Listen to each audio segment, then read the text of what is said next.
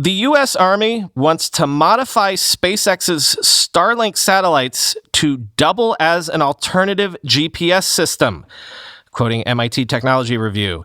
SpaceX has already launched more than 700 Starlink satellites, with thousands more due to come online in the years ahead. Their prime mission is to provide high-speed internet virtually worldwide, extending it to many remote locations that have lacked reliable service to date. Now, research funded by the U.S. Army has concluded that the growing mega constellation could have a secondary purpose, doubling as a low-cost, highly accurate, and almost unjammable alternative to GPS. The new method would use existing Starlink satellites in low Earth orbit, or LEO, to provide near-global navigation services. The existing global positioning system consists of a constellation of around 30 satellites orbiting 20,000 kilometers above the Earth.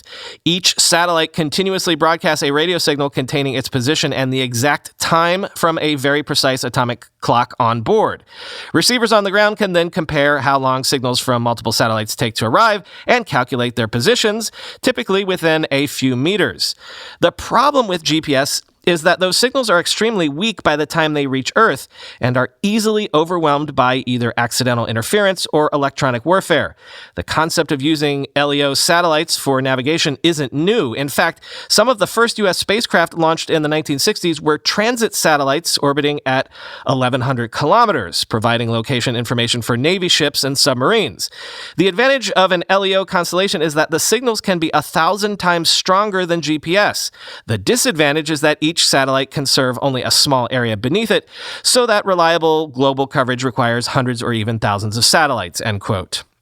But if someone were to have helpfully put up thousands of LEO satellites for you, apparently it would only require a simple software upgrade to modify these Starlink satellites to provide position and navigation from their existing communications and GPS abilities. Quoting one more time. The new system can even, counterintuitively, deliver better accuracy for most users than the GPS technology it relies upon. That is because the GPS receiver on each Starlink satellite uses algorithms that are rarely found in consumer products to pinpoint this location within just a few centimeters. These technologies exploit physical properties of the GPS radio signal and its encoding to improve the accuracy of location calculations. Essentially, the Starlink satellites can do the heavy computational lifting for their users below. The Starlink satellites are also essentially internet routers in space, capable of achieving 100 megabits per second. GPS satellites, on the other hand, communicate at fewer than 100 bits per second.